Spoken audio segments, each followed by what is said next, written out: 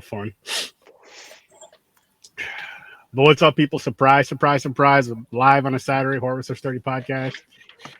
You're still going to get the Tuesday and Thursday lives this week, but I got... Matter of fact, I'm going to play the intro. The intro's going to answer a lot of questions. And then it's also going to have some questions. But stay seated, people. Let's go. Let's rock.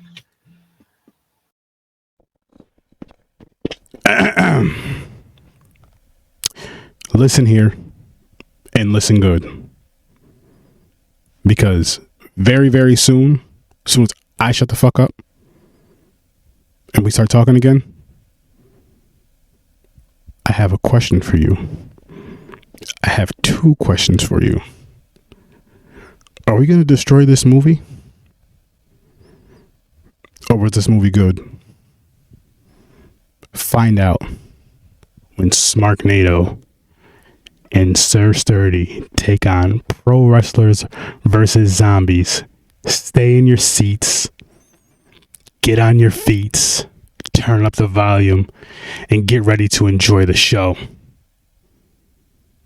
Because we're starting right about now. Yo. Dope stuff. My thing, man, is with those intros, like that one, if I had more time, I'd probably record that a few times over and over. Because what I do is I get high. And then, you know how it is, like when you're about to do something, but that you enjoy doing before you get high and you do it. And all these ideas rattle off in your head. And in your high brain, every single one sounds great. And you're just like, okay, go. And that's what that was, but I just had enough time to do it multiple times. Because that would have just went, it would have went down a while. I know how I can get. I thought it was tight, man. Loved it. I feel like we need to put on more intros now, Eric. Yeah. Our show are very one note when it comes to our intros, and we need to maybe step our game up a little bit. Should just make it sound like a wrestling type of intro. Just switch it up every week, something crazy, something ridiculous. I was like, I can't believe this fucker said this. And then maybe even if you say like a tagline in the beginning of the episode, say it sometime later on.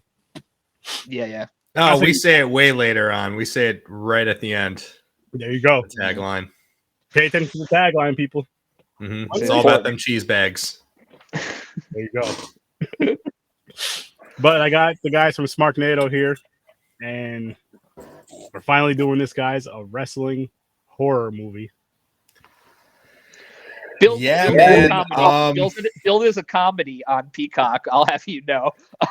Probably for good reason, in many ways. So I was thinking about this, and I know that you had nothing but good intentions with us all watching this movie, but if one would, maybe propose to everyone that Aaron secretly hates us and he wanted us to be put through this, I think that's something that would be believable, although I wouldn't go along with it. I know you have good intentions. I do. I see with this, I just say I was like wrestling horror. Yeah. I know for a fact because I'm very seasoned when it comes to horror movies, from shit like this and even a whole lot worse, believe it or not. That was one of the questions I was going to ask you later, is like, where does this rank in the pantheon of really bad horror movies? Well, nowhere close to the worst.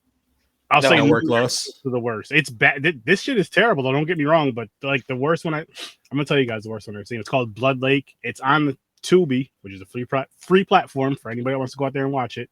Okay. And it's from '87. That movie. The only thing I like about that movie is the Firebird in it, and it's not even shown that long. That's a Firebird. It's a Firebird. It's a 80 something black Firebird in the beginning of the movie. It's towing a boat, unfortunately. Gotcha. I think you see it like one more time. Mm-hmm. They blew their whole budget on the Firebird, I bet.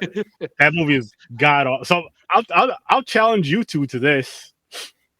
Watch this movie. Boom! Look at this. Kyle knows. Kyle's seen it. All right. To me, this was just a throwback to my high school days, which were, I don't need to announce my age on this show, but I'm older than a lot of probably listeners and co-hosts anyway. But we used to go to the Blockbuster and rent the cheesiest horror movies we could find. And to me, like, this movie is perfect if it was made in 1983. You know what I mean?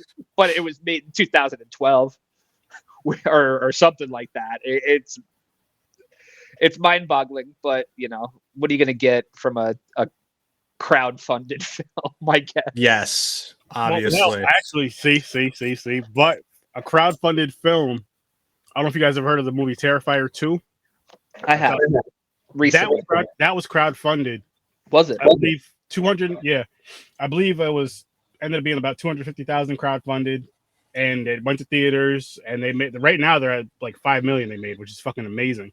So crowd-funded films can do something. It's just I don't know what the hell this was. Yeah, let's get into this shit. I'm chomping at the bit. Go ahead. Go right on ahead. Take it right away, guys. Don't even be shy with this shit. Okay.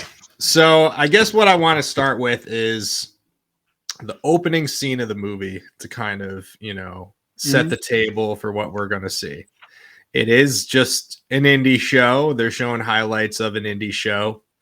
And then comes to the main event with an extremely past his prime Shane Douglas wearing a shirt versus this bald guy who I guess let's take you back. In the locker room, the bald guy is making out with a valet who presumably Shane Douglas likes. So Shane decides to take it upon himself to give this guy an unprotected tombstone pile driver in the ring and kill him in the ring. And all throughout this too, what I really want to drive home is that in this whole scene, the music is just so fucking bad. And this is probably the thing that threaded out through the whole movie.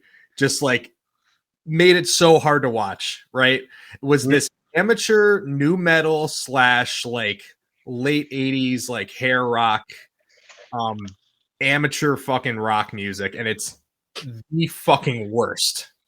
Are you guys with me on that? The soundtrack was it was playing during everything, during all dialogue. Like it was just like, I don't know. It was probably his friend's band, and they were trying to get him over, dude. And it didn't work for me, man. I don't know. It's a no for me, dog. Right? Like I can like tolerate watching something that's bad, like even with like bad acting and stuff like that. But like the music made it like a task, you know, to get through. It was so fucking awful. Are you saying this movie had bad acting? Yeah.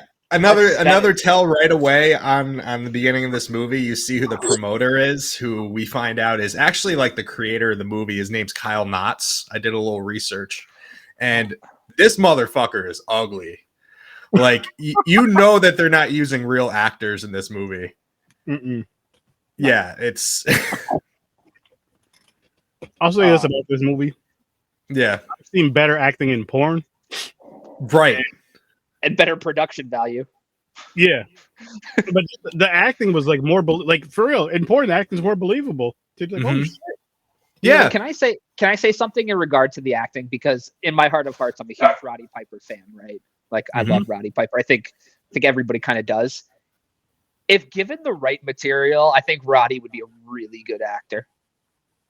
I could see him being decent at bet. I mean, possibly. I can never take anything away from it because if he can put into it as well as he did with the wrestling, then definitely. Yeah. But he's definitely proven before that he can be a good actor in the films that he has been in the past. But like, I feel like he was just purposely like phoning it in this movie. He just kind of saw it as a paycheck. It was just completely uninspired, and he was just saying a lot of the dialogue of the wrestlers, I don't know if you guys noticed, it was very like catchphrase based, you know, and just like so cheesy. Like most of the things that like Shane Douglas said is just like, yeah, and then you'll have to deal with me, the franchise. Always had to like emphasize like his nickname or whatever, and it was just he definitely did that shit. Dude, in an era of cinematic matches, right? With coming out of COVID. That's all this shit was. Like this was one big cinematic match. right? To me, that's all it was. Yeah. With zombies as wrestlers. It was just unreal. Right. I would go as far to say, like, I would give this like a full letter grade, better grade if it wasn't for the music. Okay, you know? So really? It really caused a detriment to the movie. Seeing as how you mentioned ratings, Eric, so for me, I go from a negative to a positive. You guys don't have to do that, but I go from a negative to a positive 10. What is your rating for this movie? Just as of right now, we'll keep talking about it, of course. Maybe it'll change, go up, maybe it'll go down. But what's your rating, your number rating? Like out of 10? Yeah, you can do that. Out of 10. Like a 2. Okay. 2, it's not bad. What about you, Dan? I would give it a solid 3 because it made me laugh, even though it probably wasn't supposed to. Yeah. Like, I would give it that extra point just because there were some parts where I literally just laughed and laughed and laughed harder than I had to really. Like, at one point, I laughed so hard I woke the baby up. So, like, to me, you got to give it at least a 3 for that. I'm with you on that, Dan. Just in that, like, the sheer ridiculousness of some of these scenes just made me laugh so hard. Do you guys remember the pizza place scene with Shane Douglas? They're all in the pizza place together. Shane pushes that valet off the booth, and they all laugh. Like, he assaulted a woman, and they all laughed together about it. For no reason. I thought what the fuck is going on? Like, I laughed at that because I was just like, why is that like a comedy scene? That was fucked up. I was like, why did that even happen? Like, usually something built to it, and with the comedy making it funny, I'm like, what the hell? What just happened? How was that comedy? It was. I mean, maybe if you pull your chair out from under somebody, like, that's comedy. But like pushing somebody out of a bed, not. Right? I mean, it's not. It's just rude. It's uncalled for. They all like acted like that was normal behavior. Yeah, they act like nothing happened. Like, oh, he just pushed her out the chair again. That's I think this movie. I probably would have given this movie almost a 4 if it was like 20 to 25 minutes shorter. And cut out some of the dumb, like the real dumb stuff. Like there was a point where I was like halfway through the movie, and I looked at the amount of time that was left. I was like, fuck, I have almost an hour left to go in this. Like, what's gonna happen here? I powered through the whole thing pretty much all today. Like, I finished it probably an hour ago. But Britt comes down and is sitting here and says, like, I pause it while she's there. She's like, and I keep saying stuff to her, and I go, and she goes to me, are you just talking because you don't want to watch this movie? And I was like, maybe, I guess, subconsciously, but like, it was not good. This for me, this is the fun part, which I gave this movie a -1. Yeah. Wow, we should have been a lot more brutal to this movie. Oh yeah, you can be as brutal as you want. We had the option. Did I miss something where we get the -10? Oh yeah. Oh, it can be 10, negative 10. I still would have gone negative if I had the option. I would have gone negative also. Oh, you had the option. This movie right here was the one that started the whole negative thing on the podcast, because we went from 0 to 10, and I was like, seeing that, I was like, nah, fuck that. That movie's a -10. That's the worst shit I've ever seen in my life. Yeah. Like that movie, Blood Lake, and if you've watched between Horror with Sir Sturdy and Popcorn and Pints, you guys know that I feel the same way about Nicolas Cage. I cannot stand him, his face, and anything about him. So that movie is the Nicolas Cage of movies. Blood Lake. Yeah.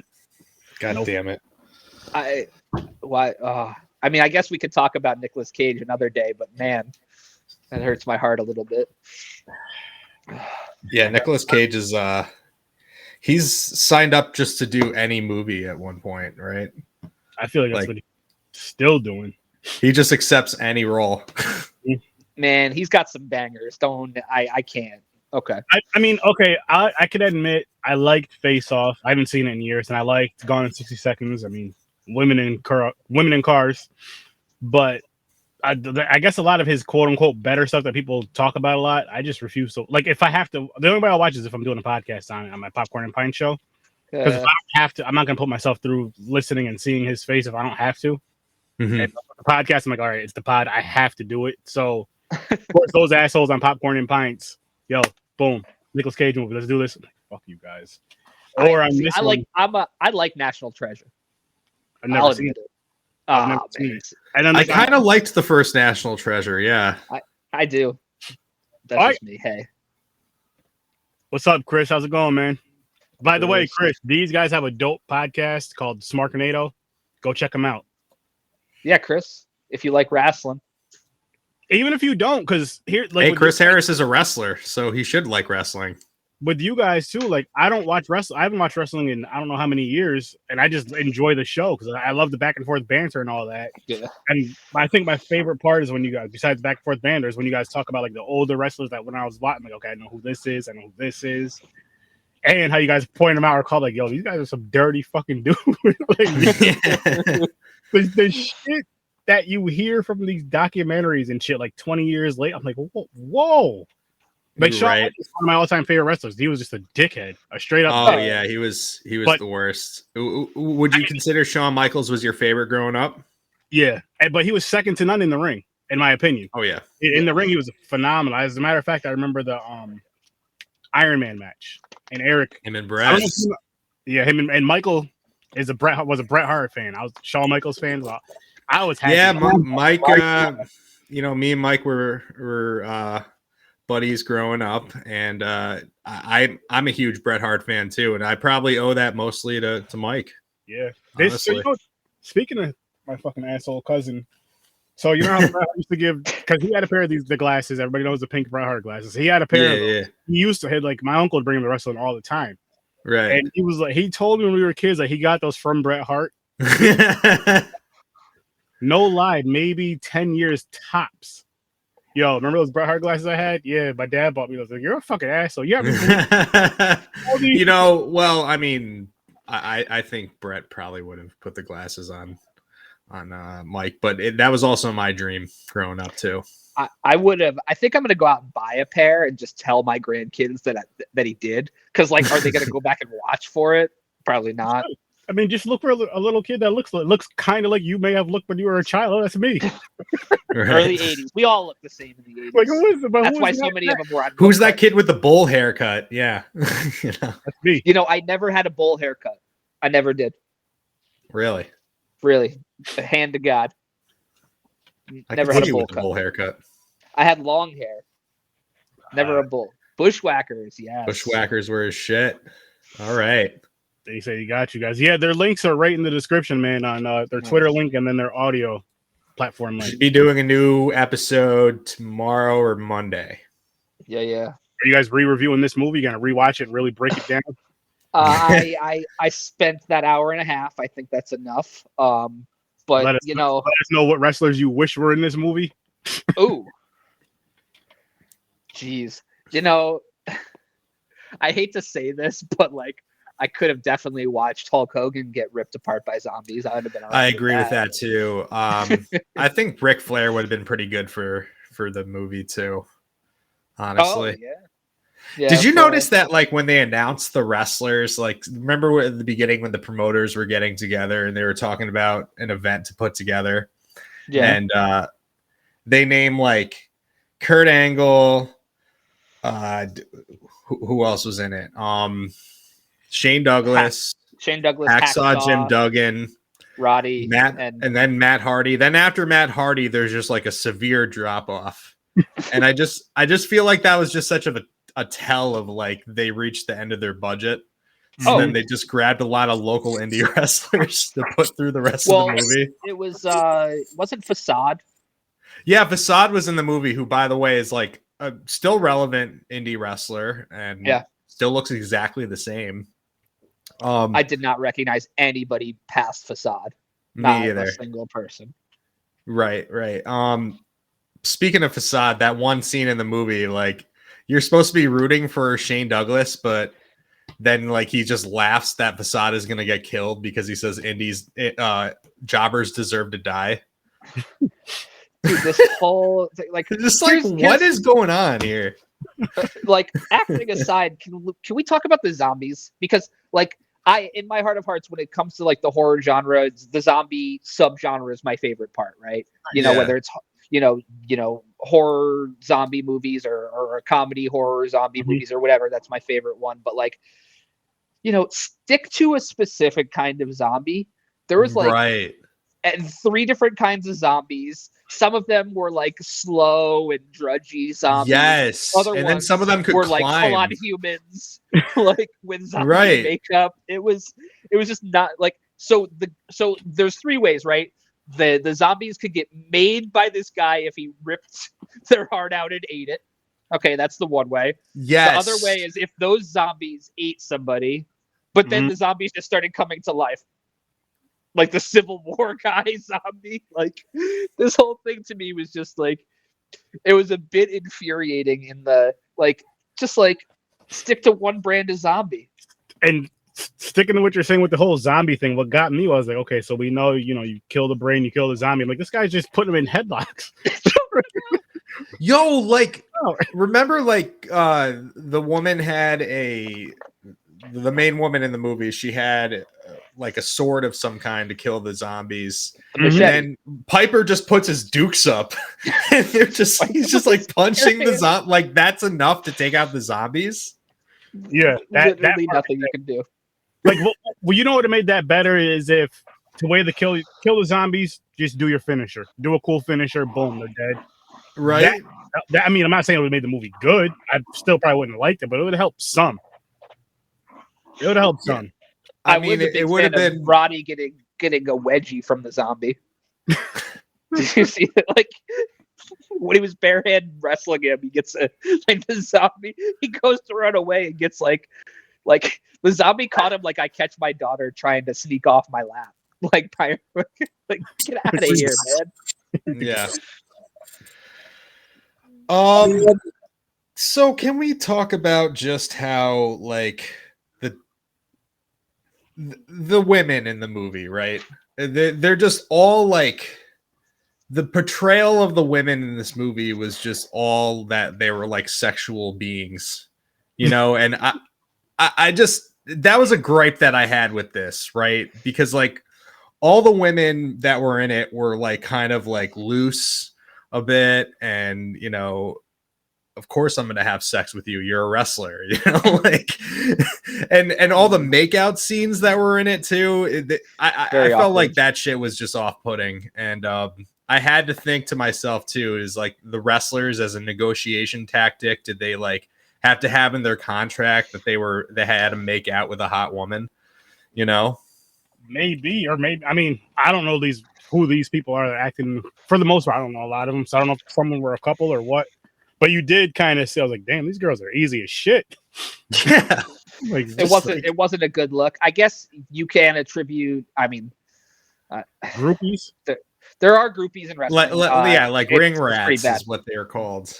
I was trying to refrain from using it. I thought groupies was better, but probably not.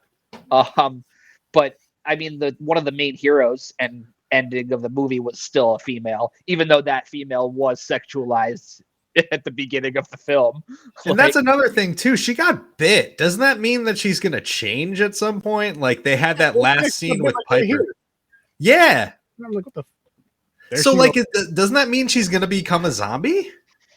I think you got part 2 to come out and watch out. Because you got to eat the heart.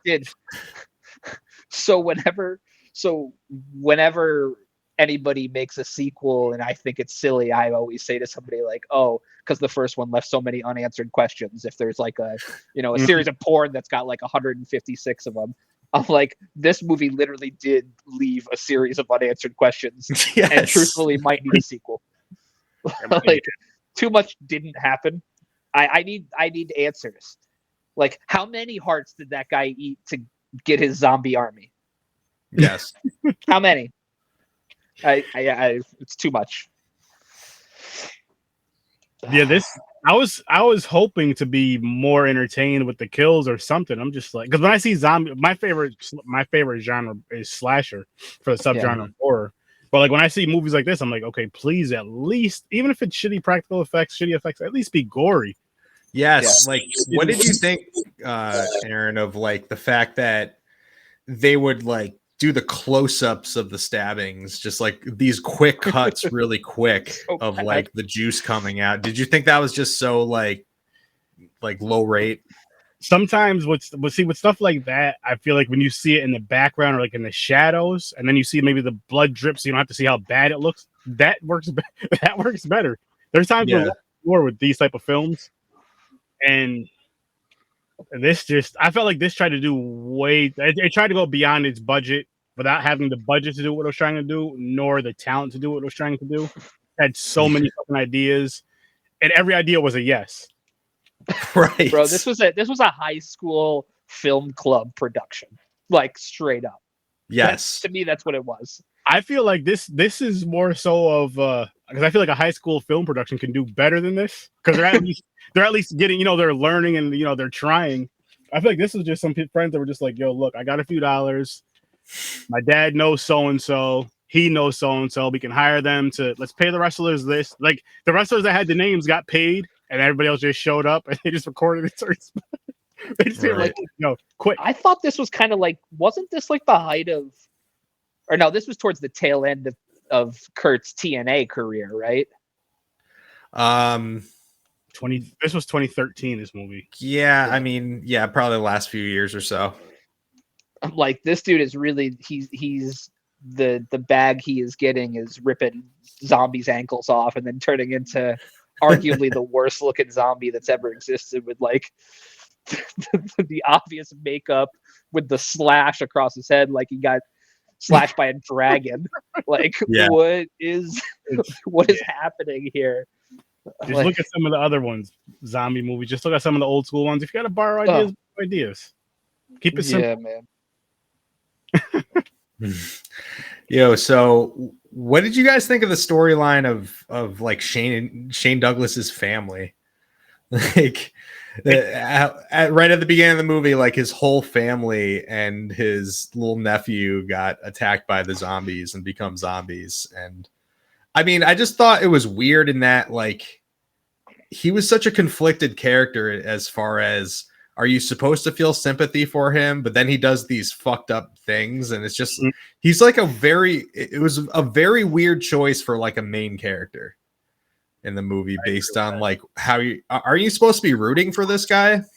To me, it was just a really bad, like, they had the chance for a redemption arc with him, right?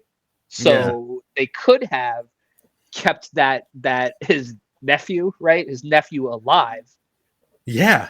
It could have kept him alive and found him somewhere and been like, oh, well, now I have to raise you. But like, instead, like, he just ends up murdering his whole zombie family. Yeah, I laughed so hard with watching him like try to like cry when he's killing his brother and then he kills his nephew. Oh my God. He's like, oh. I'm like, come on now, man. Dude is such a fucking loser. Like, I hate Shane Douglas after this movie so much. And he was one of the producers. Is he? He was one of the producers. I think this is like a whole Pittsburgh area like production too. That's why he was in it. That's why Angle was in it. I think the director's from Pittsburgh. Yeah, he obviously was like, yeah, executive producer. I'm not surprised. You're way too indie-licious for the franchise. There's definitely a handful of things that were okay. Like, some things I really like enjoyed, like one-liners from Piper that were really funny. Like, remember he says, Hogan. Like, I'm dead. Yeah. So the back to the fucking pizza place. The woman who Shane Douglas pushed off the table, she throws her drink into the main character woman, the redhead. She gets really embarrassed. Piper gets mad at her, and then Piper just goes on a diatribe about her, and then he goes, I like my women au natural. That just fucking killed me. This was Oscar-worthy screenplay. Yeah, it was stupid. I've only seen 2 wrestling movies in my life, and this one was by far not the good one. No. What was the other one? As far as like wrestling, where it had to do with wrestling, The Wrestler, is that what it's called? Yeah, The Wrestler. That one. With Mickey Rourke. That's a good one. That was good. That's a Now, as great far as film. Wrestling with horror, I just watched See No Evil the other day. I gotta watch part 2 next, but that was. I good. actually heard See No Evil is pretty good. That was dope. Yeah, And the smart thing they did was they didn't give Kane a lot of speaking lines. This one, these guys had too much. They were talking way too fucking much. Yeah, they really were. I think the bad part about it though with the talking is like, okay, I understand that you have to have your wrestling persona on when you're in the ring or at the arena, you know, when you're in that character, but like you're home eating breakfast, talking the same. The like your name is not the franchise. Yeah. I'm like, come on now. And you're like hyping it up through the whole fucking thing. Not that, again, they may have helped a bad bit. And this is why I said porn actors are just better than you guys. I'm not even talking about the action part, like you being the wrestler and them doing the fucking. I'm just talking about just the acting. Like the guy's coming to act like he's going to fix the sink. They're broke. And well, we know what happens after that. Yeah. Yeah. I mean, that was the aesthetic this had from the beginning for me. I'm just like, this was porn without the payoff. Like the whole way. Yo, they're more respectful to women in porn movies than they are in this movie. Yeah, that's probably true. Very true. That's probably true. Yeah, true. With this, they were just. It was. It felt like it was made by somebody that hasn't had a lot of female interaction. 100% made by somebody that hasn't had a lot of female interaction. Truer words have never been spoken. That is absolutely a fact. Like the term "no bitches" applies in any way, shape, or form. Like, or touch grass, as the Twitter folks like to say. Like, no, man, this dude is. I think that you were spot on. When you said the just fuck, I lost my train of thought, man.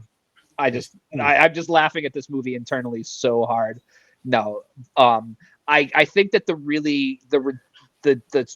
most off-putting part about like the whole film to me was the end. Like Roddy Piper just beats the evil out of the main villain. Like that's it. Right. What again, when's the sequel? Well, I mean, Piper's not around to do it, unfortunately. I think everyone else is available. Shane Douglas is definitely available. The dude fucking works at Target or something, Shane Douglas is definitely. Hey, Shane, make a part 2 of this.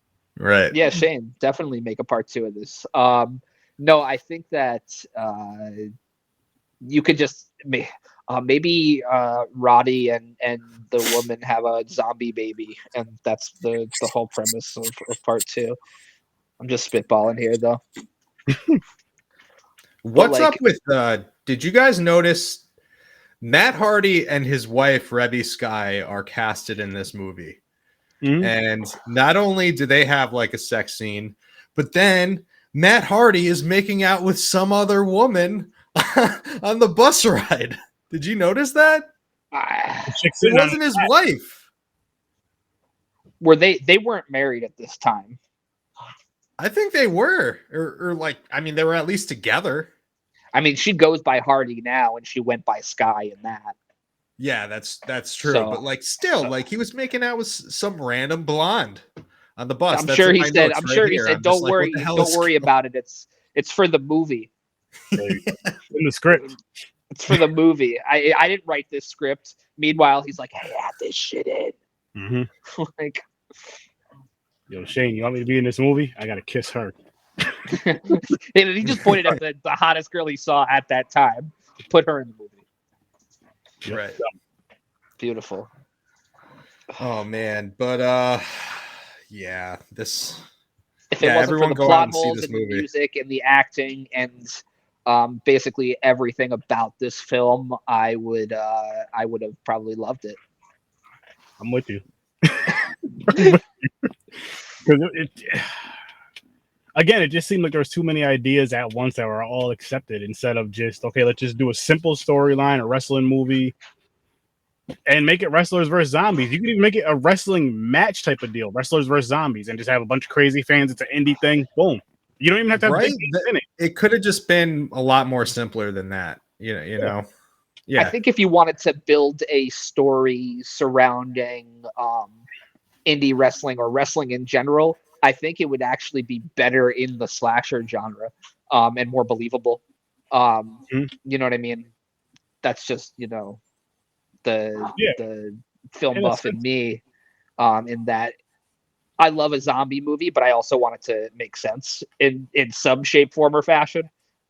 As much sense as the walking undead can.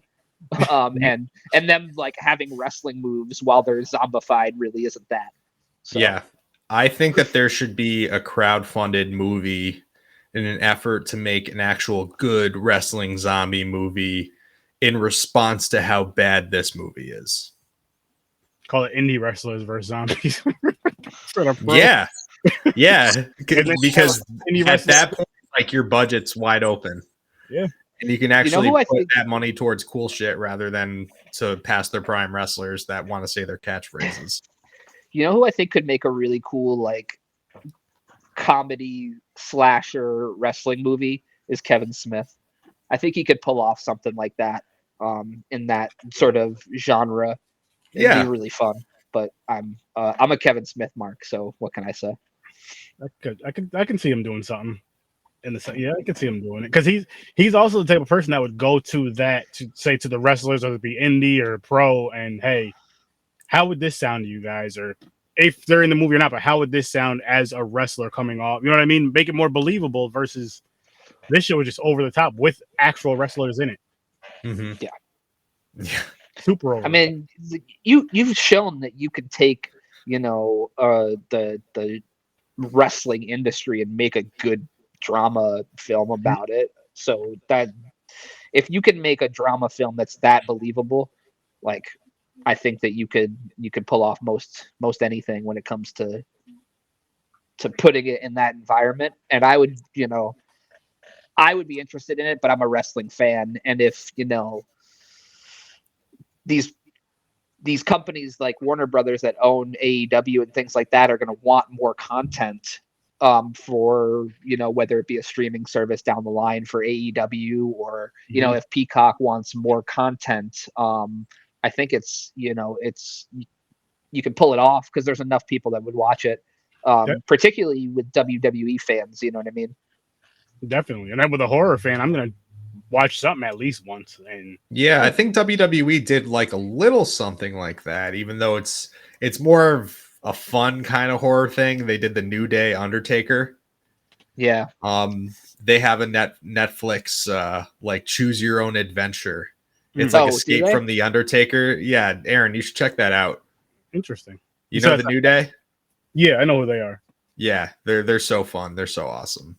You said that's on Netflix, I didn't know it was I saw that and I was like, is that really a choose your own adventure? Or yeah, I guess it is because like you choose like, do they go into this room or do they not? Yeah. And then because that's the second time I've seen Netflix do something like that. The other one was with what's it called? I don't know.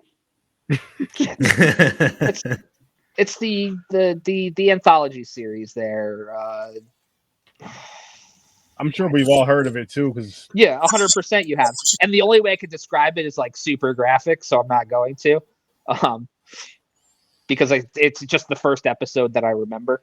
Yeah, and it's but. What would you got? Okay, I got a question for both of you. All-time favorite wrestling matches. Any era, I can't think of the other words. Jeez. Any era, anytime. Okay, I would say from my childhood, my favorite wrestling match of all time would have to be Bret Hart versus Stone Cold Steve Austin at WrestleMania 13 with the infamous double turn.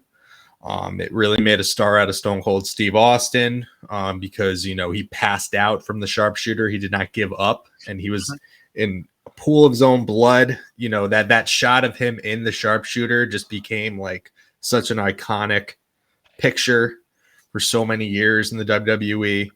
And I'm just a huge Bret Hart fan, and that was the start of the beginning of his heel run. when he formed the Hart Foundation, Canada versus the USA and all that. More modern times, it would be hard for me not to say, Kenny Omega and Kazuchika Okada, their first of their 3 matches that they had with each other was just really special. Yeah, I mean, that's what sticks out to Undertaker versus Shawn Michaels at WrestleMania 25 is a classic. And really anything with Bryan Danielson too. It's so hard to narrow that question down. So I guess I can probably do it in 3 matches that sort of defined my fandom as I was a lapsed fan for, 2 different times. The first being the WrestleMania, and I want to say it's 91, but sometimes I forget the year. It might have been 90 that Ric Flair won the title in Albany. Because I was at that as a young man, and it was, very cool. The second one would be Kurt Angle winning his first WWE championship against The Rock. I was in attendance for that. And most recently, I would say it would be Pete Dunne versus Tyler Bate for the UK championship. From TakeOver Chicago. Those sort of define my 3 eras of wrestling fandom for me. Nice. See, for me, mine's gonna all be from back then, but yeah. One is first of all, I got this question for you guys. Another one is favorite rivalries. My favorite rivalry is probably Undertaker and Mankind, and I'm thinking of it more so as like me growing up as a horror fan. I'm thinking that's kind of why when Mankind first came, he was dark and rocking in the ring and pulling his hair out and shit. That was he was my favorite. He wasn't my favorite wrestler. That was my favorite character of him as then, and him going against the Undertaker. And watching it as a kid, then you're like, you've never seen the Undertaker get his ass whooped like that, or just somebody going toe to toe with him like that multiple times, and just I'm like, this is fucking awesome. So I would say, love that. The Hell in a Cell with them is one. Should I'll say probably be Hell in a Cell with Shawn and Undertaker, the first Hell in a Cell match. Kane coming down, that was a great freaking thing for Kane. And then 3 is ladder match, Shawn Michaels versus Razor. I can take any of them. Love that too. Any of them. And of course, if you want to go with tag teams, you can go with the Hart. Like those, the TLC match. I'm just like, you guys are putting your body through some fucking wild shit, and I love it. I respect it. You're crazy for it. I would say that those TLC matches are those matches that you can show to the lapsed fans still, and they'll even like go back and keep watching them. They're timeless. There's just certain ones. I think the Hell in a Cell with Undertaker and Mankind, the TLC matches are probably top 2. Maybe ladder matches, but if somebody's seen a TLC match, especially somebody younger, they're like, okay, I've already seen all of it. So just a ladder in there may be boring to them, but like, yo, you have to see how they actually use just this fucking ladder and maybe a chair. I'm like, it's crazy. You guys just pay attention to that shit. I don't know how they fucking do it to their bodies. But yeah, even more so today. Yeah. Favorite rivalries? All right, I'm gonna go on this. Brett versus Owen. Love that shit. Love their rivalry with each other. Brett versus Stone Cold that I mentioned before. And I would say as my last one. I had one ready, but then I blanked on it.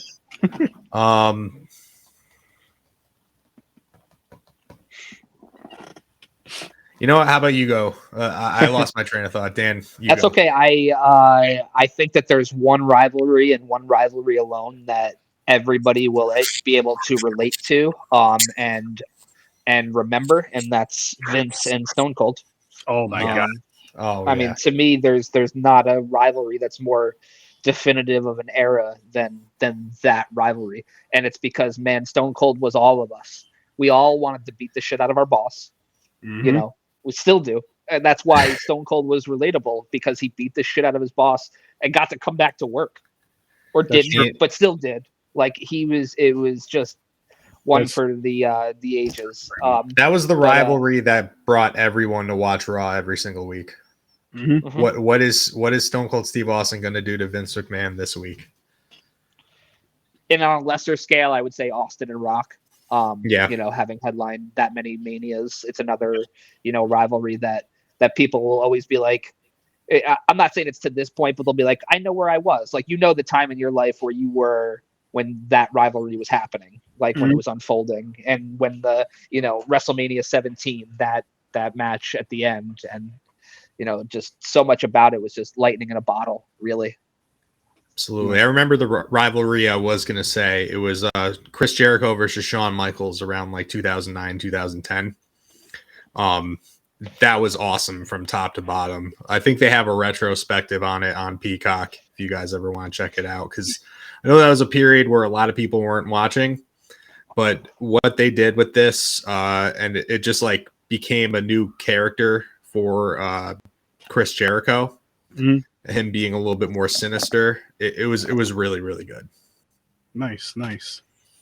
How about you, Aaron? I was gonna say I had another one. I told you guys Undertaker Mankind. I mean, shit, Brett and Shawn, I'll say that because it was it was literally real. Like, the reason why I say that though too is because it was real, but when they were in the ring together, they were very professional. Like, they hated each other's guts, and you knew it, but they're very professional about it. And whatever happened backstage happened backstage. Up until the last moment that they were in the ring together, that's when it wasn't professional anymore. Yeah, very true. But I mean, just as far as physically professional, not even. I'll say this much: as much as he may have hated Shawn, he hates Goldberg that much more. So he does not like the new thing right now with Bret Hart. If he's ever in the news, it's just because he recently got interviewed and decided to say something new about how much he hates Goldberg. Like, the man it's great. Goldberg hates him. It's insane. Was it this indie wrestler Warhorse? He tweeted that one time I gave Bret Hart a ride and we almost got into an accident, and Bret said to me, "Hey, thanks for keeping me safer than Goldberg." So, do you think if he was doing a signing and I walked up and I was like, dude, just sign to Dan, fuck Goldberg, love Bret Hart, he would do it? You think he would? Yes, do I do. I do. I would ask him to. I'm going to do that next time I see him. God, I'll pay for it if you do. You get a second one, I will pay for both of them. I might have to get that appraised by, like, I don't know, some wrestling memorabilia appraiser. That's fine. It's gonna be worth a lot of money. Like, this is the hot shit right now, Bret trashing Goldberg. Yeah, I would 100% do it. Where is his next signing? I'm googling it right now. He likes to come to the Northeast quite a bit. Does he really? Yeah, he came to Colony Center Mall like shortly before the pandemic hit. That's when I met him. Oh wow.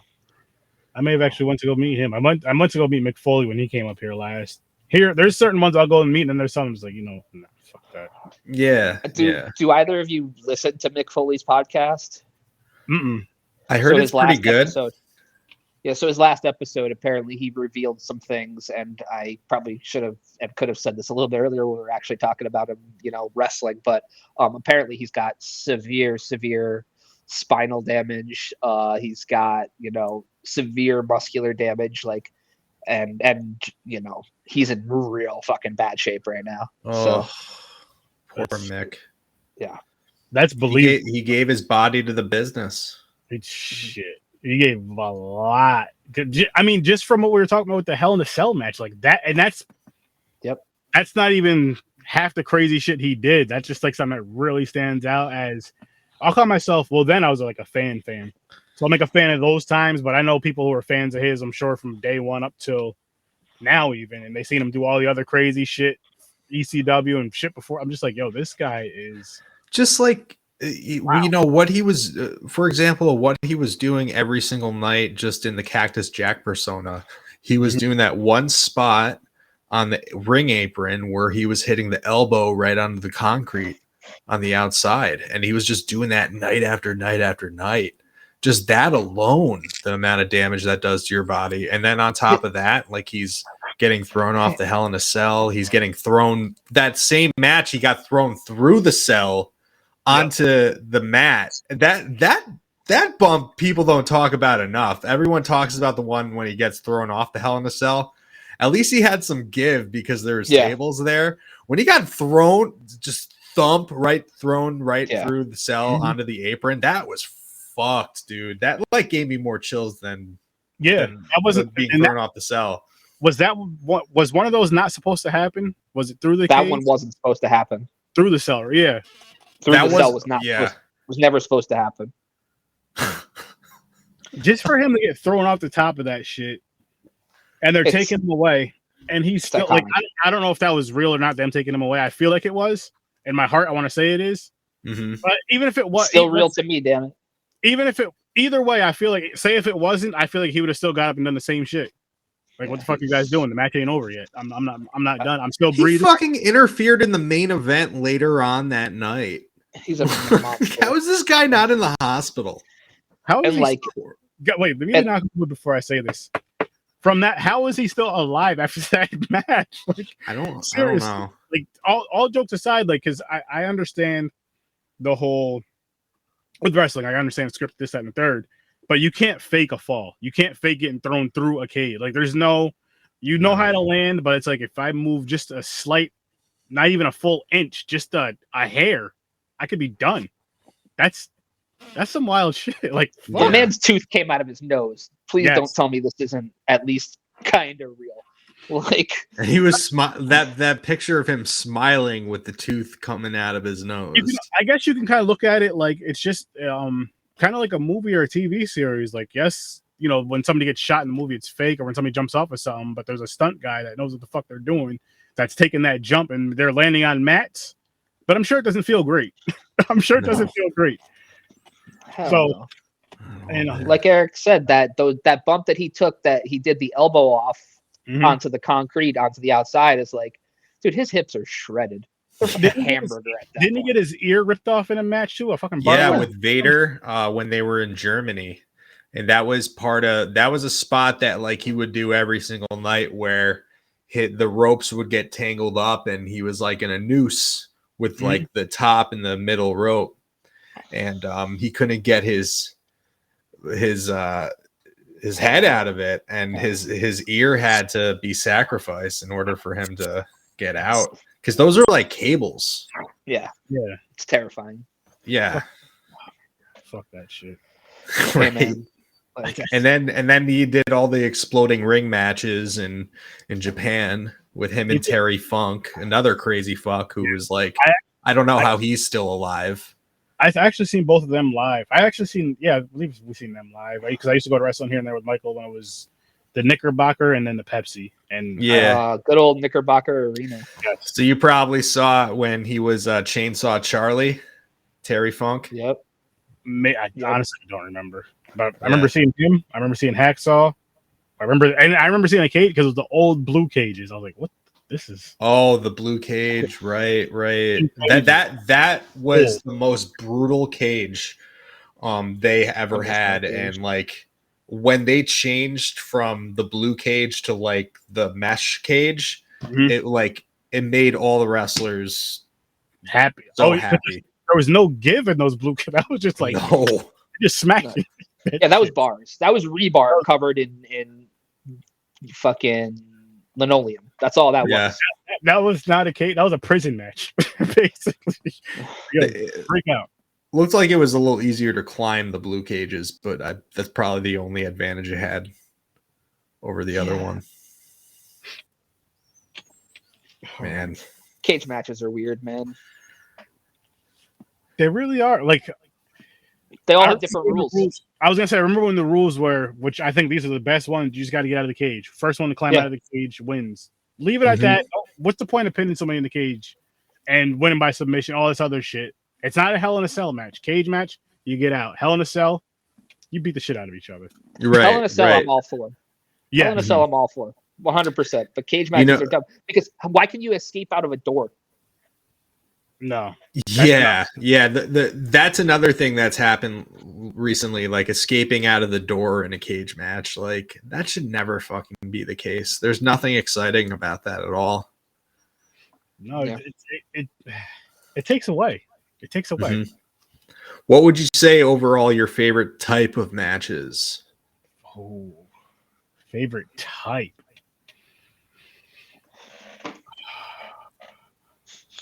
Damn, that's a great question. I want to say Hell in a Cell, but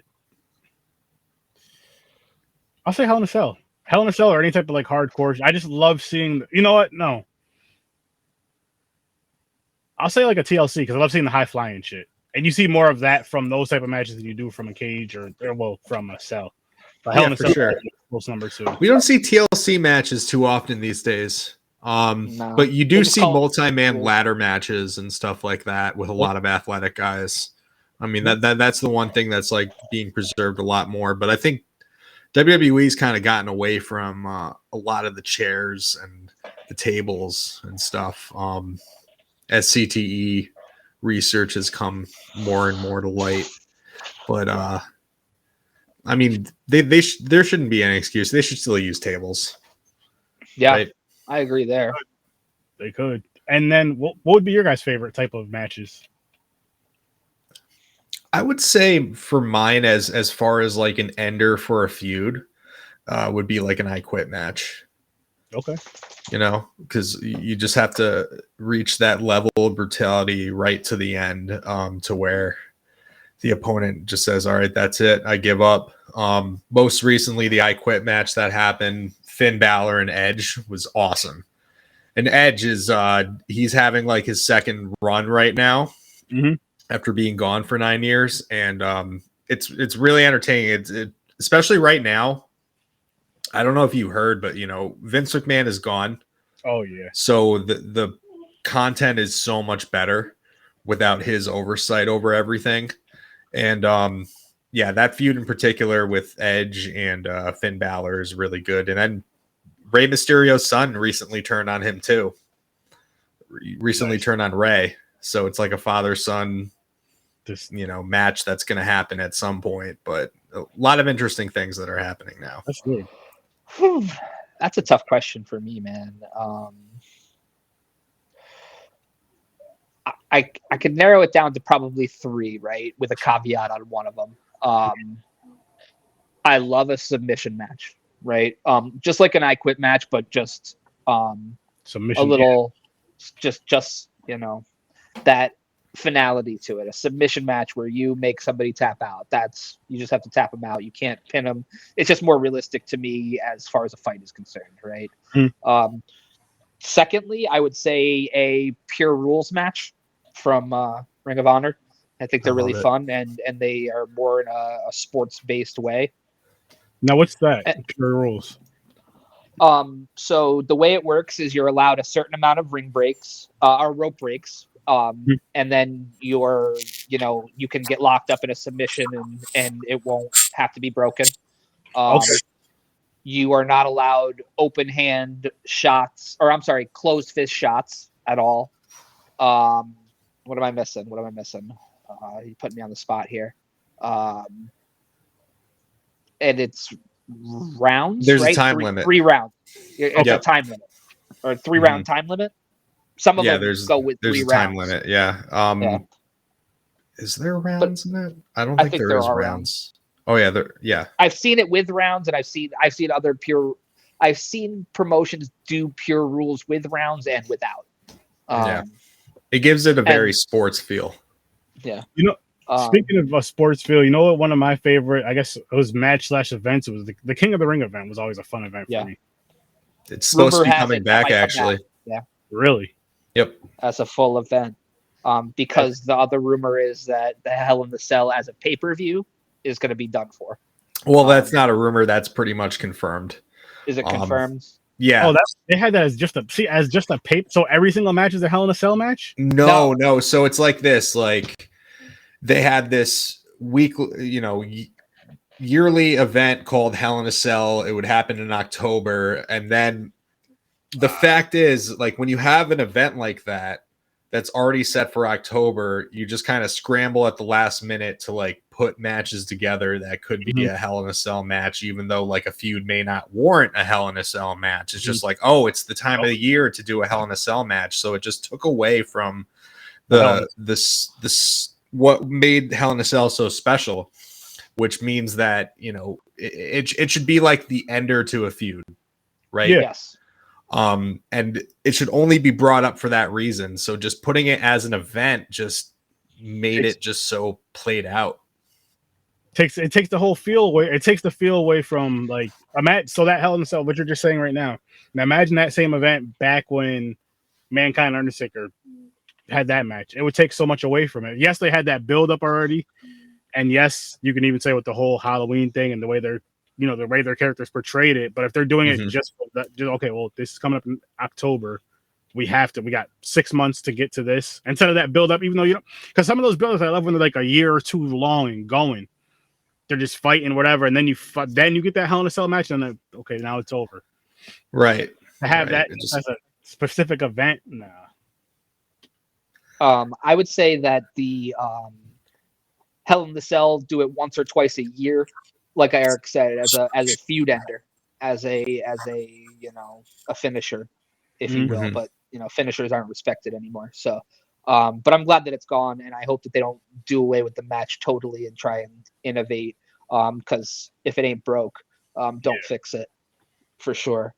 And just as a quick third one, I would say I love a good straight up ladder match, and I've said this many times on our show, and I would love to see an old Razor versus Shawn style ladder match where there was only one ladder. There wasn't 10 ladders surrounding and everything's going on. It's like, if you can do a lot of really good things with one ladder and two really gifted athletes. Oh, for sure. I agree with you 100% on that. 100% on that. But like I think the main thing with that though is having the two athletes, like you were just saying, that can pull that shit off though, because you can't do it with just anybody. No. Like you need two people that can really sell something like that. Like those two sold the shit out of it. I'm like, oh my god. Well, a lot of this is based on that match. I mean, recently, I don't know. Again, Aaron, I don't know how much you watch now. Probably not a lot, considering you're knee deep in horror movies. But the match most recently was Bianca Belair versus Bayley. That was a straight up one-on-one, first time ever women's ladder match, right? And I thought it was a perfect opportunity to do that because this is two really good wrestlers, you know, two really talented athletes that could have pulled that off and had their, you know, their Razor Shawn moment, right? That match that people just don't forget. It was a really, really good match. But if they had done something, you know, I'm not saying copy that Razor and Shawn match, but you know, pay homage to it in many ways, it would have went down in history, honestly. But, and like you said, the one was it like a one ladder thing, or did they have multiple ladders? They had multiple. It would have been that much more special if they hadn't. Yep. That's where I would be. That makes sense. Sometimes just bringing the nostalgia to it, just bringing the nostalgia back for us fans that for ones like myself that loved it back then, doesn't watch it now, or just for ones like you guys that love it. I'm assuming you love it now and you loved it then, but there's a certain parts back then you're just like, if they could just kind of implement this still a similar way, even if it was just like a here and there type of deal. Like if that specific ladder match you're talking about, if that was like a feud ender right there for that, you know what I mean? It's like you have one ladder, this is your last shot. You can have a beautiful build up to it, and boom. I mean, that's the beautiful thing about wrestling. You can go forever in the industry. You know what I mean? Like you can go on and on and on and on and do just about anything, whether it's, you know, continuing to work with younger talent or you know, even being in the ring. Hell, there's guys like Ricky Morton that still do the indie scene. You know, and he's in his 60s. Sting is 61, is he? Something like that. Yeah, so they're still doing it, man. So I respect it. it. Now, who's it? Okay, I think I have one more question. I think this is my last question. I'm not sure yet. Scariest wrestler, like what's that? I'll say as a kid, that wrestler, like you were a little like afraid, like, oh my god, this guy's scary. Boogeyman. Okay. Boogeyman. With the worms in his mouth and shit. Yeah. He was creepy, man. I want to mention, I just before we get into scariest wrestler, James has a couple really good comments that I want to give highlight to. He first said Sammy and Bloodline segments are really funny, and Great I stuff. absolutely agree. You know, people are not being oozy enough. This past Aaron, go out of your way this past Friday. Just look up like the segment in the ring of Sami Zayn with the Bloodline. You know who Roman Reigns is, and Yes. Roman and his cousins, the Usos, they have this group called the Bloodline, and Sami Zayn is an honorary member of the Bloodline called an honorary Us. And it's kind of the same dynamic as, remember when Owen Hart was part of the Nation of Domination? Yes. Yeah. He's just like the oddball. I want to talk about that kind of stuff with the race stuff, people. If it's done right, to me, it's fun. I don't get offended easy over everything. I think it's corny to get offended over everything. But I get people. When you're really offended, it's one thing, but when you're just offended to be offended because everyone else is, like, stop it. But when that is done right and tasteful, and to where you have, for like us, if we're like, I would be the one to shoot that idea to these two if we were to do something like that. But you're having us three talk about it. We're just joking about, say, just black and white race, and that's it. And then if another race comes in, you make jokes about that, but everybody's involved in it. That's how you do it. That's how you do it right, people. You can't just have a white guy in the room writing a bunch of black lines, just like you can't have me in a room writing a bunch of white. I don't know. I mean the super to where the stereotypical white and the stereotypical black is what I mean, not as people, because so definitely go out of your way to see it, and it's done in a tasteful way. The long and short of it is, man, he just, like, it's supposed to be a serious segment, and this dude Sammy breaks these guys. They're breaking on TV, and they're trying to hold in their laughter and shit. It's so funny. I don't know if there's any, Jimmy Fallon fans from Saturday Night Live, times, but if you remember how often this dude would break, like when he did the show, once a night he would break on some once a night. This is how they are on awesome. SmackDown on Friday nights. It's really good television. It's really good television. I also want to mention James commented that Kevin Owens had really great ladder matches in ROH. I completely agree. And he said that he pile drove people onto the ladder. Specifically know what he's talking about. Final Battle back in the day. Sami Zayn's old persona back in Ring of Honor was El Generico. They had a epic feud in Ring of Honor, arguably the best feud in the history of Ring of Honor. And it culminated at Final Battle. And he gave a package pile driver onto the ladder, and it was brutal as hell. Can I pitch That's another one of those rivalries that's all timers, Sammy and KO. But go on. Sorry. Can I pitch a show idea for you guys? And I would actually love to be a guest on this part of it. Sure. A wrestling match review where you say, like, you guys and the guest or whatever, go back, let the guest pick the match, and you guys watch and review, like, watch the match behind the scenes or whatever, or have it playing in the background on, low enough so the mics aren't picking up, and watch and review that match and just really discuss that match. But as, like, adults, you guys understanding it way more than, as far as, like, the wrestling, everything with wrestling, more so than I do, just because I don't watch it anymore. But just because I feel with some of those old school matches, or for even some newer matches, I feel like that'd be a good way to kind of grab people's attention into wrestling in general. Yeah. Just to kind of have some fun with talking about a match, like going back to one of your favorite matches. Like, hey, like, for example, if there's a match you guys want me to see or something, and then you guys are reviewing it, then people, I need to go back and check this match out, see what these guys are talking about. For sure. Like, I think that's something that we would be down with. I mean, God, we watch a very broad spectrum of professional wrestling, so we could go anywhere with it.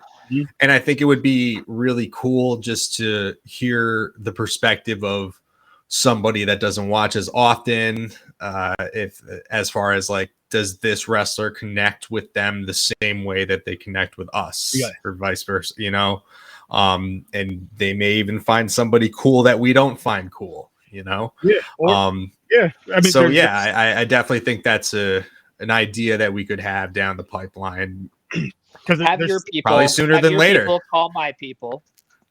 Have your people call my people, and we'll make it happen. Okay, James, would you want an episode for that to review a wrestling match? Like one of you say your whatever. James, what's your favorite wrestling match? Whoever's in the live right now, what are your favorite wrestling matches? And then would you go on their podcast to review your favorite wrestling match with these awesome gentlemen right here? And by the way, James, yes, I agree. Kevin Owens' theme from Ring of Honor was a fucking banger. And I wish he did bring it back. But they don't like to buy licenses to music at WWE. You know, okay, I can tell you the latest wrestling I've watched, and it was when Finn Balor was in NXT, and Michael was the one telling me about it, like when he was the demon thing. Yeah. In that, and it may have been, I think he may have first came to WWE, and he became the champion there as the demon thing. Maybe when he first, like around then, I just watched like those matches. Like, yo, this is dope. Was it him against Samoa Joe? Yes. Yeah. That was NXT. Yeah, that was dope. Him against Samoa Joe, and awesome. then there was a couple. Like I watched like a couple NXT events with him. I was like, this is pretty entertaining. And then NXT is like, you know, in the Vince McMahon era when like he was ruining SmackDown and Raw.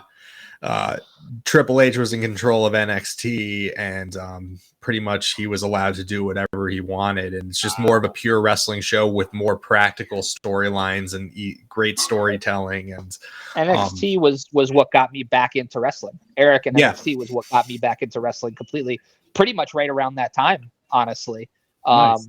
You know that towards the end of Finn's run on NXT, that was what got me back into it. So yeah, that is a fantastic era.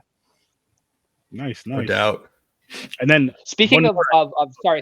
Speaking of themes, did you watch SmackDown last night, Eric? Or not? Yeah. Did you watch it yet? Well, I watched. I think maybe I have like 45 minutes left in it. I watched like at least the first hour or so. Well, you know they brought back Emma. Yeah, I did. They axed her old theme, which was so good. As the kids would say, it slaps. And I always like super tight about it. But I mean, I think before she had gotten released previously, she wasn't rocking that old gimmick. No, so I think they just reverted her back. No, the one she had right before she left. Oh, really? Look it up. It was a good one. Yeah. Okay. It was a really good one. Maybe it was CFOs. It was. Yeah. That's probably why it did slap and they can't bring it back. I know. Pay them their money. Get your themes back, for Christ's sake. Speaking of music, it all comes full circle. Eric hates the music in the movie, and now we're back to music. Full circle, people. Full circle. So I did want to go back. Aaron, you had asked a bit ago, scariest wrestler, right? Yeah. So for me on that one, I'd probably have to go with like OG Mankind. You know, he was a lot scarier to me than like The Undertaker. I'm with you on that. And it was just because of like, and again, I would like the boiler room and stuff. Yeah, ripping his hair out. Ripping his hair out, right? Another fucking fun match. Boiler Room Brawl. You can't forget that one. Yeah, ripping his hair out, rocking in the ring. And then when he gets the fucking urn, like just all that shit. And yeah, he was a creepy ass character.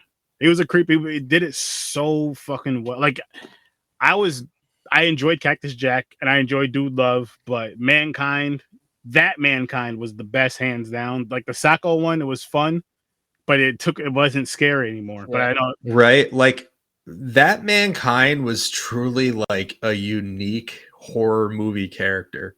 Yeah, becoming a wrestler. Like, does that do you liken that character to any specific like horror character that you've seen in like the vast amount of horror movies that you have seen, Aaron? I mean, I guess the simplest one I could think of in a sense, because he kind of has like he has a mental disability, would be maybe Texas Chainsaw Massacre in a sense. And he doesn't know how to, he doesn't say anything, he doesn't control his emotions and all that stuff. So maybe kind of that. And then maybe if you want to go with families, like the Family from the Hills Have Eyes, like with that family type of deal. Those type of movies like that are kind of I don't even know how to explain it. Just some crazy shit. Right. Just demented people, right? Where you can almost feel to where there's some realism to it. You can almost feel that not to the extent of the movies, of course, to what happens in them, but to where you could see people really doing certain shit that goes on in these films. Like the way he is, you could see that really being a thing. I'm not saying it's not, but you know what I mean? Just the way he was as that character. And I feel that's like Undertaker. He was just a big dude with, I mean, at the end of the day, a big dude with long hair. He didn't seem as scary as, especially as it got on. And he was like, you know, when I started watching too, he was a hero. So it was just a lot easier for me to like him versus be afraid of him. Him as a heel throughout his time would have been better. Him as a hero was great, though. Don't get me wrong. Iconic. I think the fans just, you know, they brought him in as a heel, but I think the fans just kind of forced Vince McMahon's hand. He had to turn him babyface because he was just so cool. What were your feelings on the American Badass? Like, did you hate it completely? I hated it. It took away from the Undertaker. Yeah. I feel like they should have just gave him a different character, but in my thing though, like being an adult, understanding it, watching documentaries and stuff, maybe he got bored with the character and wanted to switch it up a little bit. I don't know what happened. He wanted to be himself. They should have just called him Mean Mark again. There you go. They owned it at that point. And then like go back to the Undertaker. Like I couldn't stand it. I couldn't wait till he turned back to the Undertaker. I remember I kind of welcomed it at first because it's like, oh, Undertaker's back, cool, you know. And I got down with it maybe for like a year or two, and then I was just like, all right, like let's get Fire and Brimstone back. I'll tell you guys this: I liked it as much as I liked when they made Kane start talking. Didn't like that either. Like Kane, did you like voice box Kane though? Even that, like. I liked it when he didn't say anything, no voice box, no nothing. Because as a kid, he says a lot of fucked up things now. Yeah, he does. Should have never gave him that voice box. See what you did? Yeah. Oh God! Ow. But he, like that. He was a fun character too. But it was just like once he started talking, yeah, like I still had fun with it. I still enjoyed it. But it wasn't the same. It wasn't the same. It took the cut the mystique away. Yeah. Then they took his mask. Oh gosh, they should have never. Yeah, I mean, yeah. Dan said it right there. When you unmasked him, it just and that so much worse. I understand switching the mask up so it's easy for him to breathe. I get that 1,000,000,000%. Do that, yes, but to unmask him because it was almost like the whole. And no disrespect to Mexican wrestlers and luchador culture, but it was almost to that effect of you should never see his face. Just like you should never see their faces for whatever their culture. I don't understand. I don't know it. So, but I'm just saying I know it's a big cultural pride and it's beautiful. And I'm like, it should have been not to the extent of that, but just kind of like we should have never seen his face. And so, especially with the fact that the backstory of like his face is scarred up and damaged, and then they had to change course on that and just be like, oh, well, he's emotionally damaged, so he thought he was physically damaged in the face. And it's just like, shut up. You already ruined it. You could have just said he was emotionally damaged and, his brother beat him up a lot and he just got bigger and stronger, but he still, whatever. Just take the fire part out of it. Or just, I don't know. Maybe they didn't know he survived the fire. Maybe he wasn't in the fire. Maybe he started the fire. Wrestling was a wild time back then. Yeah. Wrestling was wild back then. It was fucking. Yeah, I mean, we're in a whole different world culture. You know what I mean? There was things said and done that you cannot do now. No. Very fortunately, because most of them were in extremely poor taste. So, I'm glad in a lot of ways. For entertainment, if everybody agrees to whatever the entertainment is, not you're being forced to it to get this job. Like entertainment, I agree to this. I'm comfortable with this. Yeah. I think certain entertainment is good but you have to have it like, okay, this is wrestling. Say for a wrestling thing, no, this is pay-per-view or this is like adult channel shit. This isn't going to be just on regular fucking TV. This is basically like since we have streaming apps, this won't even be on Peacock. It's be on like HBO Max and HBO TV type of deal where it's like this is gonna be more adult like. Now if you want the family friendly stuff, okay, cool. But no, I get what you're saying with that because it was just whew. And pull back to one more thing was the fucking which I found it hilarious, is DX in blackface. Yeah. Yeah. It was Yeah. But again, if they sat in the, I don't know if they did or not, but if they sat in the back, say with black wrestlers and all that, and they came up with, they were talking about the idea that, that'll be a great, let's do it, and they were comfortable with it and cool with it. I think it's fine. I think it's fine if the people you're working with are comfortable with it. But if you're just coming out and doing it or kind of forcing it, then it's like, all right, if they fuck you up in the back, don't come crying to daddy. You just got your ass whooped and you deserved it. I think it's different when they're on national TV like that too. Coworkers are one thing, but the court of public opinion is something you have to be very aware of these days. I see, because I go back to Tropic Thunder. I did that on my other podcast. I thought the movie was hilarious. Again, to me, it wasn't done in poor taste. No, because I feel like that was satire. That was satire, exactly. It was like a movie within a movie. Yeah, exactly. This is just straight up, painting your face black to mock an all black opponent. True, but I mean, what would have made it different if it was in a movie? You know what I mean? Like, say if this was a movie, wrestling, same aspect, it wouldn't have been bad. To me, it wouldn't have been bad either way, because it's both scripted versus say if it was forced, like, okay, we're doing this no matter what anybody thinks, then that's different. That's like, okay, so you're gonna do this no matter, even though these guys are saying this isn't cool, we're not comfortable with it, don't do this. All right, well, you guys go ahead and do it. We're gonna be waiting right back here, right behind the curtain. So whatever happens, right behind the curtain, there's gonna be a lot of wrestlers that are like, we're not cool with this either way. So yeah, they already said they're not cool with it. We're backing them. Yeah. I just think generally there's just more creative ways to do parody and stuff like that. You know what I mean? It really is, because you could just dress up like the character and act the character / culture. Yeah. But again, with that, I feel like you need to have the cultures there that are like, okay, this is how it should be, blah, blah, blah. This is cool. Even if you didn't do the whole blackface thing or whatever. That I get, and just kind of just be that character and people would still get it. But back then, again, I'm not saying it didn't bother people then, because it definitely did. But I think with the whole wrestling was doing, I don't think it bothered the masses as much then as it would now. Definitely true. Now, true. Be like, okay, we're gonna rip it. I would be interested. I would be interested in the Rock's response today if somebody shoved a microphone in his face and asked him what he really thought of DX doing blackface. I would love that. I'd be interested to see what he would say. Farouk, Mark, I would love everybody's parts. Like but you can argue that The Rock is the most famous person in the world. True. Like in the world. True. So a lot goes, there's a lot of stock maybe unnecessarily taken in what that man believes and what he says. So even if he was okay with it back then, is he willing to be like, yo, I really wasn't?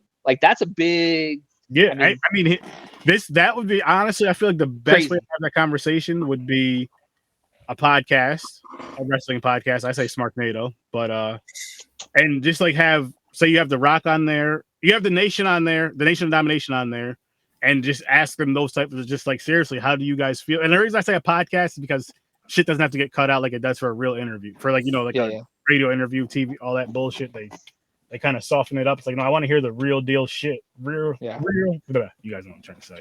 And it's just I think that those guys back then, if they didn't have a problem with it, these sort of issues weren't really front and center as much as they are today, and there's not as much of a educational, education towards, But I feel like someone that type of stuff. His real name, Ron Simmons, right? Farouk. Yeah. I feel like if he didn't agree to it, he's not playing that bullshit, and those dudes are gonna get fucked up behind, backstage. Yeah, no doubt.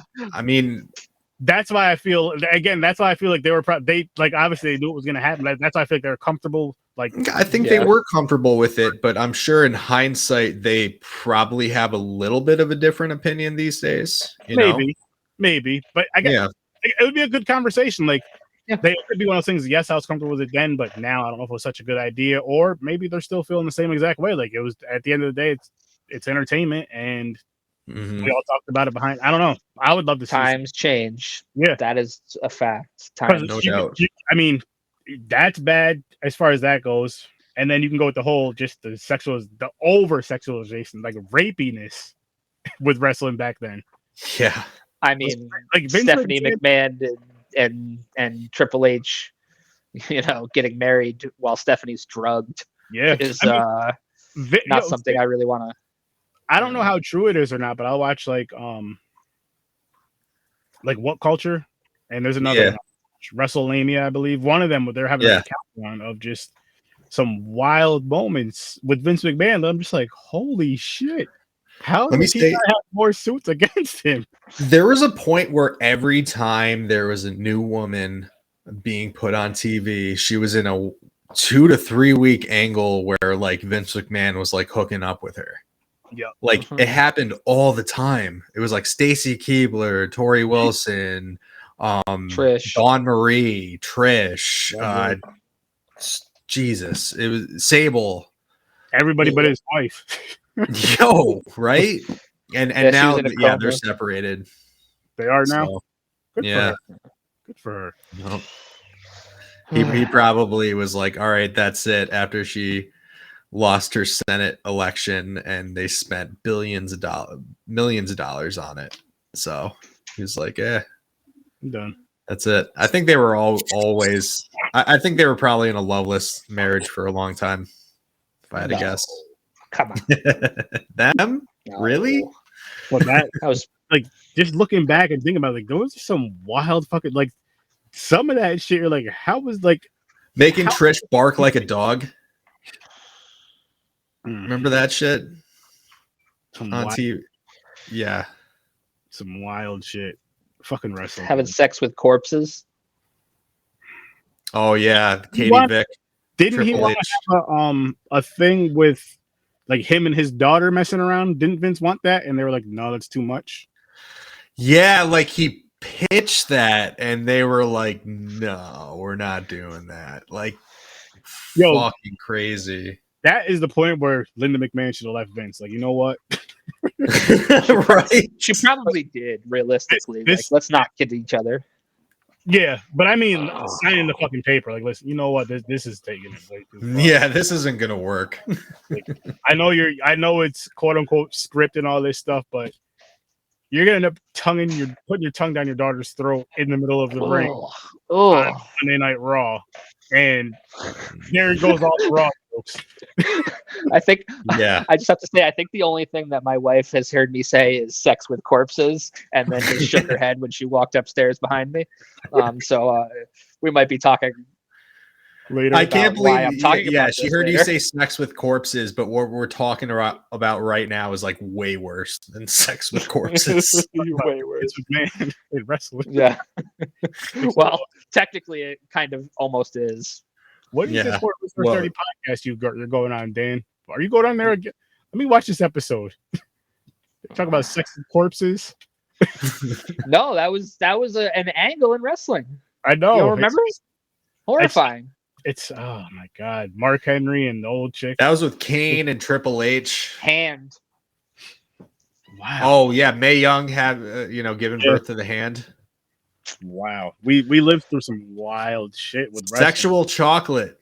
Yes, there was a lot of sexualness in wrestling. Gold Dust, Val Venus. Mm-hmm. Yes. Oh my god.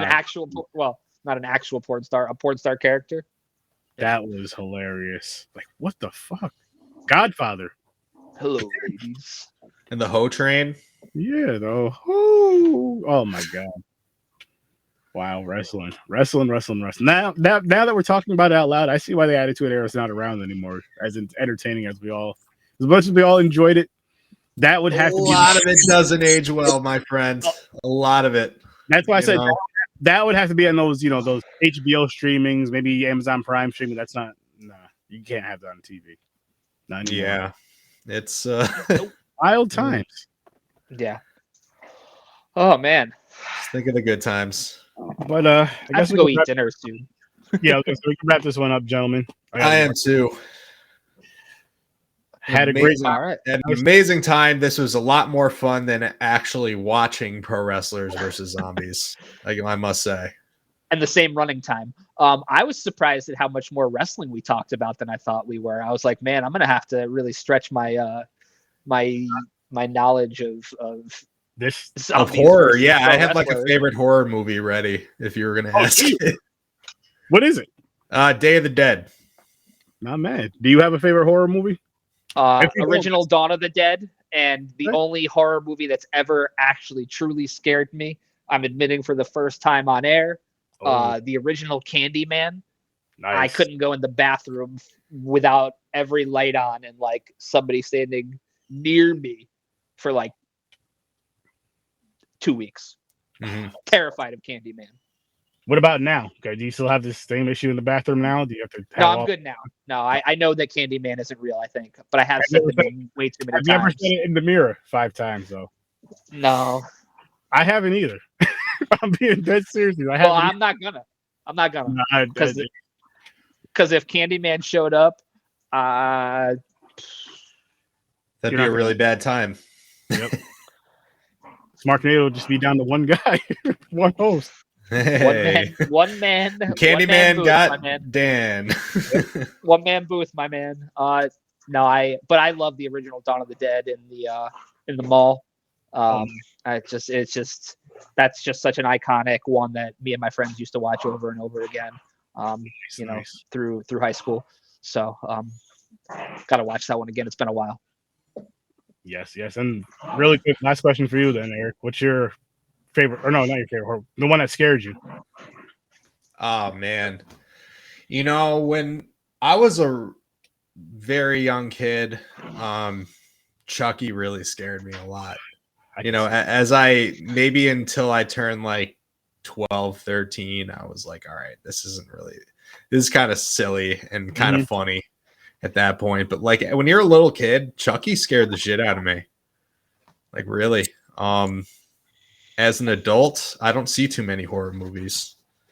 As a father of a 1-year-old, I could tell you they're all like Chucky. All of them. Yeah. I'll tell you guys. Oh, go ahead. She bit me. She bites me and scratches me. She literally physically assaults me. She is Chucky. She's getting ready. But, God, I'm gonna put her in jiu-jitsu as soon as I can.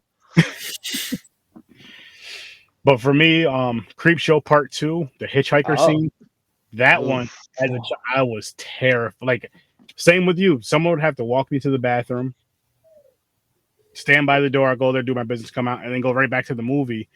And at the time, my older brother and older cousins and stuff, you're staring at somebody's house, watching movies, and it'd always be horror movies, and they'd let me watch them with them. It was just, okay, if we're at my mom's house, don't wake up mom, or don't wake up Aunt so-and-so, because what's going to happen to all of us. Pretty sight. Yep. So I was scared, but I didn't wake them up. We'd all just watch the movies, hang out, sleep in the living room. It was a great time, but that movie scared the shit out of me. Damn near literally. Hair on your chest. A little bit. But we're going to get going, guys. Can you guys just tell the people where they can find you? Absolutely.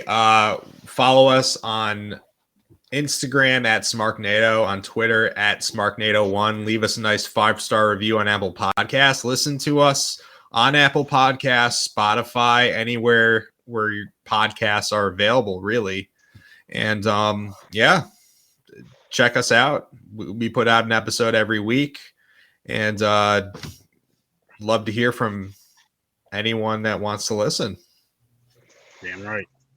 I think you got some spam coming in the chat. I think that's the point where it's time to go. Should I click on that link they just put up for their private photo? Yeah. I think it should be okay, right? Sure. Definitely on my work. I'm on my work computer. Should be fine. Make sure you guys check out the entire Z Network. We got my show, Horror with Sir Sturdy. We got Popcorn and Pints. We got Stories from a Bar, and plenty more. Of course, we have SMARKNADO, and tonight, 9:00 Eastern time, check out Popcorn and Pints, episode 100. And we are licking the cookies with the bros. So tune in and find out what the fuck that's about. What? Yeah, licking the cookie with the bros. Congratulations on 100. So wait, yes, congrats on 100 as well. And does that mean that what movies you're covering is a mystery? No, the movie we're reviewing is that Bros movie.